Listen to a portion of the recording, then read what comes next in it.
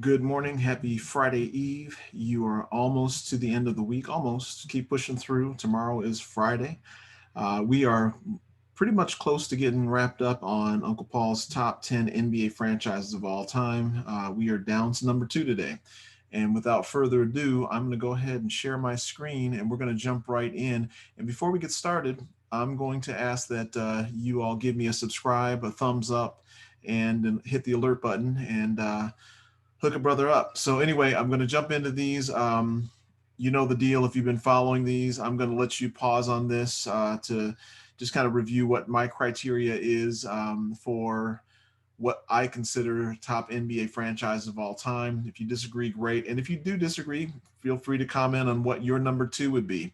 And if you want to go back and review all the other videos to see what the top tens are, they're all connected in the playlist on the channel. So anyway, we're going to move forward. Did not include New York Knicks, probably never will. Dallas Mavericks made the cut here. And then one of the comments to one of the posts yesterday, on yesterday's video the day before, I struggled with having the Dallas Mavericks in versus the Milwaukee Bucks. But again, I think I talked about this also in terms of Giannis. Not sure where he's going to end up, if he's going to stay in Milwaukee or not, what they do to surround him with some better talent. So just a friendly reminder, New York fans. Number 9, Philadelphia 76ers. Number 8, Houston Rockets. Number 7, my Detroit Pistons. Number 6, the Chicago Bulls. And again, they're in jeopardy. And friendly reminder, Chicago Bulls fans, got to love these two. And number 5, Miami Heat. Keep an eye on these guys. And again, New York fans, in case you forgot.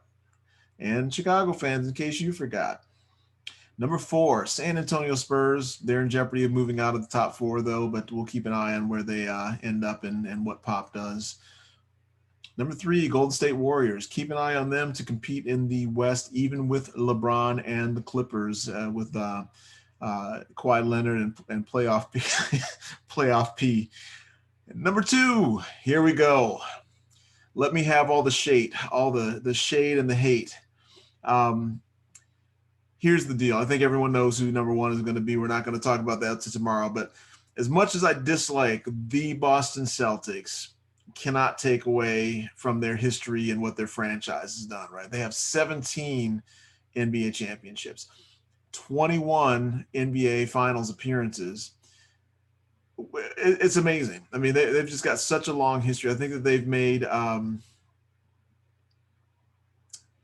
in every era, they've been competing on some level for an NBA championship. And so, again, as much as I dislike them and as much as I dislike their obnoxious fans, Tommy Heinsohn, their obnoxious commentator, always have hated him since the 80s when he was commentating heavily on TV for the Celtics, and they play the Lakers and the Pistons.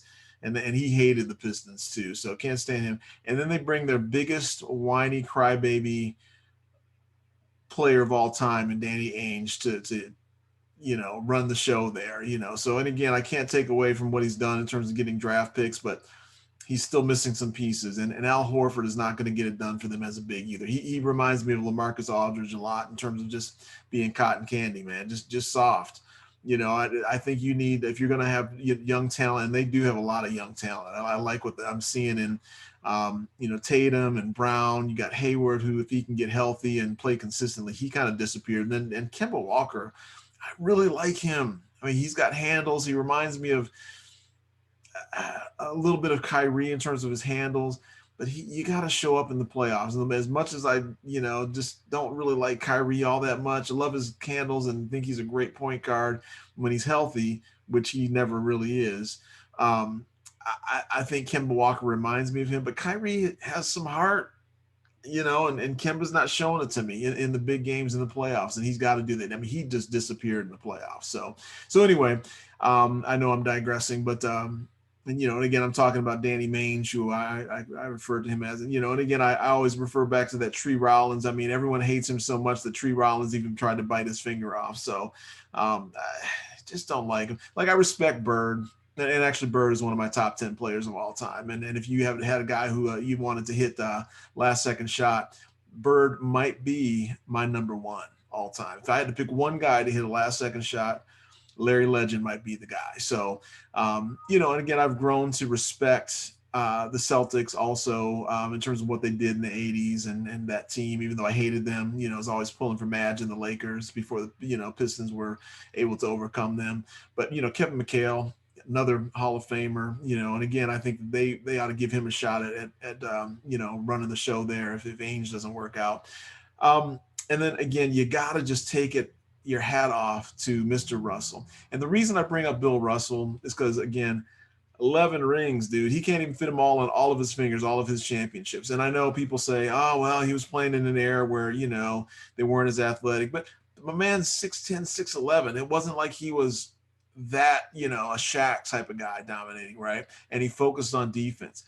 He's the original Mr. Block, Mr. Block Party.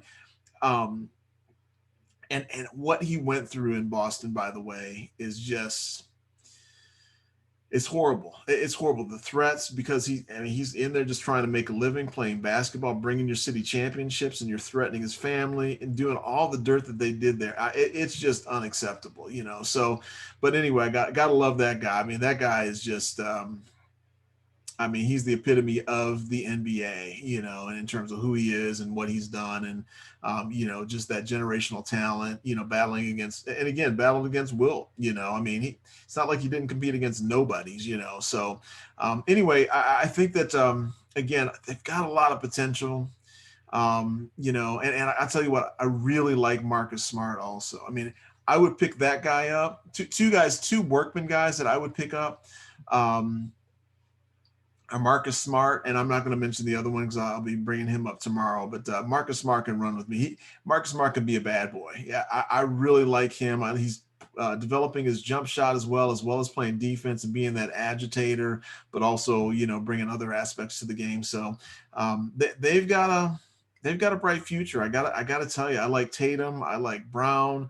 I like the way both those cats attack the rim too, man. And they're developing their jump shots too. They're starting to knock those down. And I think in the next couple of years, they're going to be dead-eye three-point shooters. You're not going to be able to stop them either. But those young guys just compete, So they've got a lot of good pieces in play there.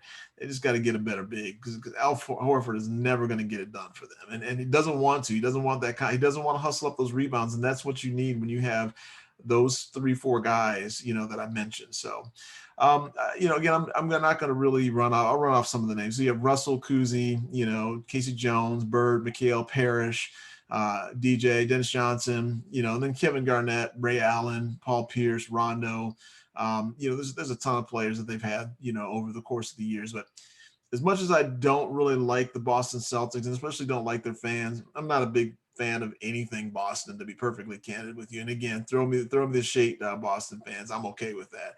And again, take it for what it's worth. It's because you guys are truly championship city. So I tip my hat to you, but you gloat in it. And I'd do the same thing if I had that many championships. So, but I still love Detroit. We got a lot of championships too. So, so that's my number two. Again, I don't think there'll be any surprise who number one is. So anyway, if you disagree, go ahead and post. Let me know in the comments. And while you're there posting, give me a subscribe, give me a thumbs up, and hit the alert button. And let me know what your thoughts are.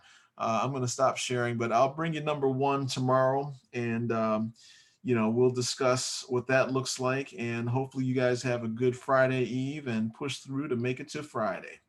Talk to you later.